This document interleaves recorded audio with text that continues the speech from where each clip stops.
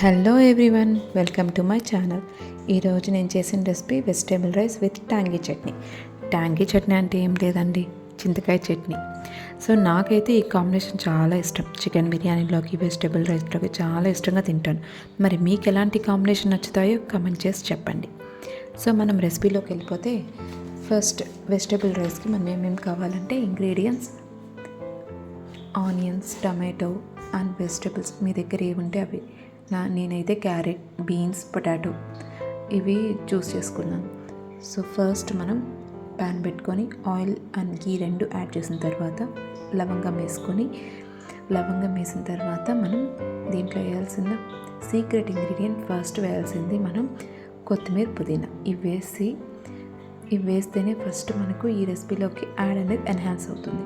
So తర్వాత మనం onions వేసుకోవాలి.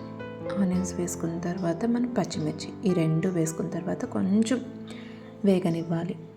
అలా వేగిన తర్వాత మనం ఇప్పుడు అల్లం వెల్లుల్లి పేస్ట్ వేసుకోవాలి. అల్లం వెల్లుల్లి పేస్ట్ వేసుకున్న తర్వాత అందరికీ తెలిసిందే, పచ్చివాసన వెళ్ళేంత వరకు వేయించుకోవాలి. సో వన్స్ పచ్చివాసన వెళ్ళిపోయింది అనుకున్నప్పుడు మనం దీంట్లోకి టమాటా యాడ్ చేసుకోవచ్చు.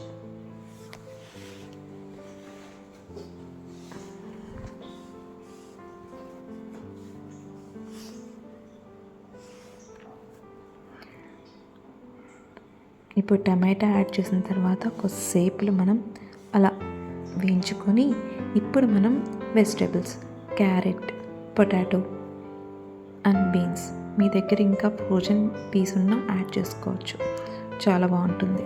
సో ఇవి యాడ్ చేసిన తర్వాత జస్ట్ అలా కొంచెం పచ్చివాసన వెళ్ళాలి. వీటికి కూడా పచ్చివాసన అనేది తెలియకుండా మనం కొంచెం అలా వేయించుకోవాలి.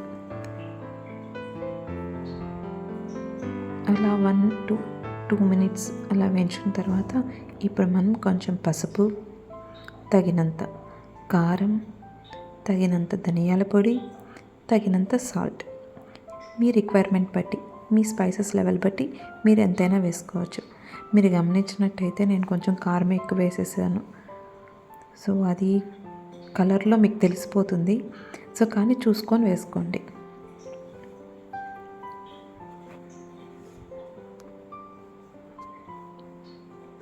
ఇవన్నీ వేసిన తర్వాత జస్ట్ అన్ని వెజిటేబుల్స్కి పట్టేంతవరకు కలిపి కొద్దిసేపు అలా 5 minutes వరకు అలానే ఉంచేసేయాలి. అప్పుడు ఆ వెజిటేబుల్స్ కూడా వాటిలో ఉన్నవన్నీ లాక్కొని ఆ వెజిటేబుల్స్ కూడా పట్టి అవి కొంచెం టేస్టీగా ఉంటాయి. సో ఇప్పుడు మనం నానబెట్టుకున్న బియ్యం దాంట్లో వేసేసేయాలి వాటర్తో సహా. నేను 1 glass ఆఫ్ రైస్కి 2 glass ఆఫ్ వాటర్ అనేది వేసాను. సో ఆఫ్టర్ దట్ మనం హై సిమ్లో పెట్టుకొని కొద్దిసేపు అలానే వదిలేయాలి, ఒక 5 minutes. ఆఫ్టర్ దట్ మనం సిమ్లో పెట్టుకొని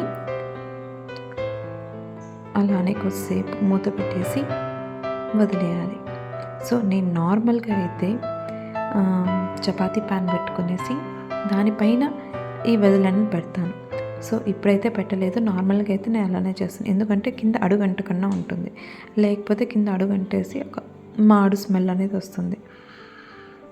సో ఇలా పెట్టిన తర్వాత జస్ట్ రైస్ని చెక్ చేసుకోండి, ఉడికిందా లేదా, వాటర్ అనేది వెళ్ళిపోయిందా లేదా మాయిశ్చర్ బట్టి.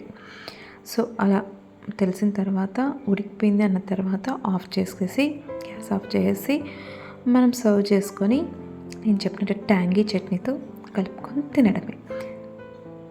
మీరైతే పెరుగు పచ్చడితో తింటారో దేంతో తింటారో మీ ఇష్టం. నేనైతే ఈ టాంగీ చట్నీతో తింటాను.